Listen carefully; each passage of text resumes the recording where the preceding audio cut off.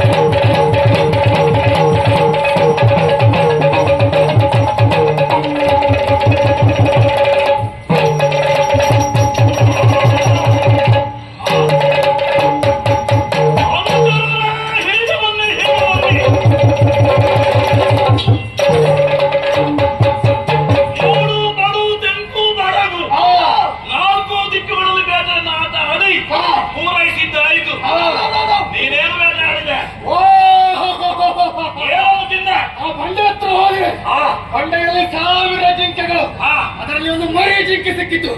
ಬಿಡ್ತೇನೋ? ಅದರ ಕಾಲಿಗೆ ಕೈ ಹಾಕಿದ ರಕ್ತ ಬೇರೆ, ಮಾಂಸ ಬೇರೆ, ಕೆಲವು ಬೇರೆ, ಚರ್ಮ ಬೇರೆ. ರಕ್ತವನ್ನು ಗಟಗಡನ್ನು ಕುಡಿದೆ, ಮಾಂಸವನ್ನ ಮಂದೆ. ನಿಮಗಾಗಿ ಏನು ತರಲಿಲ್ಲ ಎಂದು ಹಾಗೆ ಬೇಸರಿಸುವುದು. ಇನ್ನು ಬರುವುದು ಮಳೆಗಾಲ. ಓ, ಆ ಕಡೆ ಒಣಗಿಸಿಟ್ಟಿದ್ದೇನೆ ಚರ್ಮ. ಚರ್ಮ ಚರ್ಮ ಯಾಕೆ ನಿಮ್ಮ ಮಲಗಲಿಕ್ಕೆ ಬೇಕಾಗ್ತದೆ. ಸರಿ ಸರಿ. ದಕ್ಷಿಣತ್ತ ಸಾಗಿದೆ, ಎತ್ತರವಾದಂತ ಪರ್ವತವನ್ನ ಯಾರಿದೆ. ಪರ್ವತದಿಂದ ಒಮ್ಮೆ ಕೆಳಕ್ಕೆ ನುಗ್ಗಿ ನೋಡಿದೆ, ಆಟಂಬಗಳ ಸಾಲು ಅಲ್ಲಿಂದ ದಪ್ಪನ ಜಿಗಿದೆ. ಆಟಂಬಗಳ ಕೋಟನ್ನ ಹಿಡಿದು ಗರ ಗರ ಗರ ಗರಕ್ಕೆ ಹೋಗಿದ್ದೆ. ಒಮ್ಮೆ ನೆಲಕ್ಕೆ ಬಾರಿಸಿದೆ. ಆಟಂಬಗಳ ರಕ್ತ, ಮಾಂಸ, ಎಲುಬು, ಚರ್ಮ ಎಲ್ಲವನ್ನ ಬೇರೆ ಬೇರೆ ಮಾಡಿ ರಕ್ತವನ್ನ ಕಟ್ಟಕಟ್ಟನೆ ಕುಡಿದೆ, ಮಾಂಸವನ್ನ ಕಚ್ಚಕಟ್ಟನೆ ತಿಂದೆ. ನಿಮಗಾಗಿ ಕೋಣದ ಕೊಂಬನ್ನ ತಂದೆ. ಕೊಂಬ? ಹೌದೌದು. ಅಲ್ಲ, ಅದನ್ನು ಮೆಲುವುದಕ್ಕಾಗುತ್ತದ, ತಿನ್ನುವುದಕ್ಕಾಗುತ್ತದೆ? ಮೆಲುವುದಕ್ಕೆ ತಂದದ್ದಲ್ಲ, ಮತ್ತೆ ನಮ್ಮಲ್ಲಿ ಅನೇಕರಿದ್ದಾರೆ ಮೈಸಾಸುರ ಮಾಡಬೇಕು ಎನ್ನುವುದಾಗಿ ಅವರಿಗೆ ಆದೀತು. ಆಗಲಿ. ಮಾತ್ರವಲ್ಲ, ನಮ್ಮ ಬೇಟೆಯಾಟದ ಸವಿನ ನಪಿಗಾಗಿ ಆವಾಗ ಅವರನ್ನು ನೆನಪು ಮಾಡಿಕೊಳ್ಳಕ್ಕೆ ಅದು ಬೇಕು. ಬಂದ್ರೆ ಬೇಕಾಗ್ತದೆ. ಸಂಗ್ರಹಾಲಯದಲ್ಲಿ ಅದನ್ನು ಹಾಗೆ ಅದು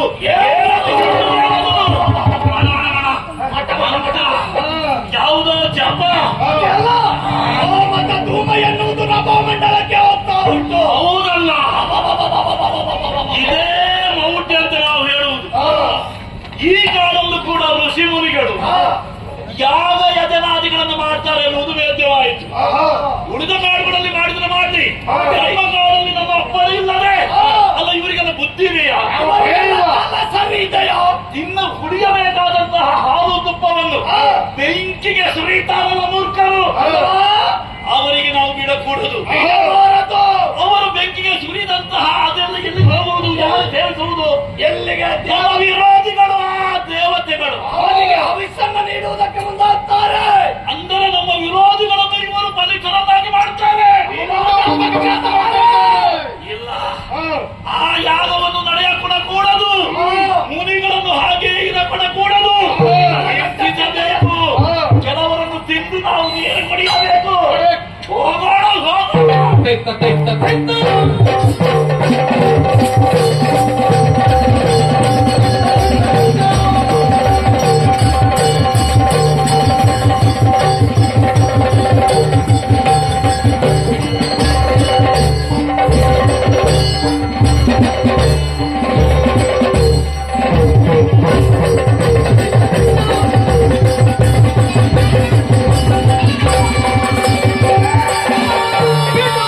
ಪೂಜೆಯ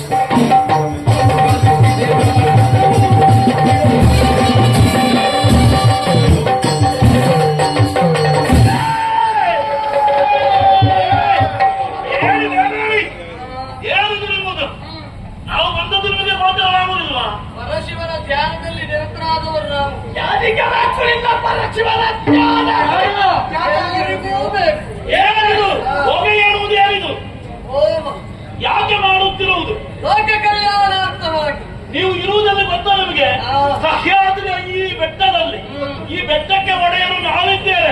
ನಮ್ಮ ಅನುಮತಿಯನ್ನು ಪಡೆದಿದ್ದೀರ ನೀವು? ಜಗತ್ತಿಗೆ ಒಡೆಯ ಪರಮೇಶ್ವರ ಅವನ ಅನುಗ್ರಹಕ್ಕೆ ಪಾತ್ರರಾದವರು ನಾವು. ಏಯ್! ಅವನನ್ನು ಪೂಜಿಸುವವರು ನಾವು. ಈಗ ನೀವು ಇರುವ ಜಗತ್ತು ನಮ್ಮದು ತಾನೆ, ಹಾ, ನಿಮಗೆ ಶಿವನ ಹಾಗೆ ನಾವಿರುವುದು ತಾನೆ. ಹಾ. ನಮ್ಮಲ್ಲಿ ಕೇಳಿ ನೀವು ಮಾಡ್ತಾ ಇದ್ದೀರಾ? ಹಾ. ಅಂದ್ರೆ ನಮಗೆ ಸ್ವಕ್ಕಲ್ವ, ನಾವು ಏನು ಅಲ್ಲ ಅಂತ ಪರಿಭಾವಿಸಿದ್ದಾರೆ. ಅವರಿಗೆ ಪುರುಷ ಪರಾಕ್ರಮ ಏನು ಅಂತ ಅವ್ರಿಗೆ ತೋರಿಸ್ಬೇಕು. ಮಾತಿನಿಂದ ಮಾತನ್ನ ಬೆಳೆಸಿದ್ದೆ ಹೋದಂತಾದ್ರೆ ಕಾಲಹರಣ ಎಂದು ನಾವು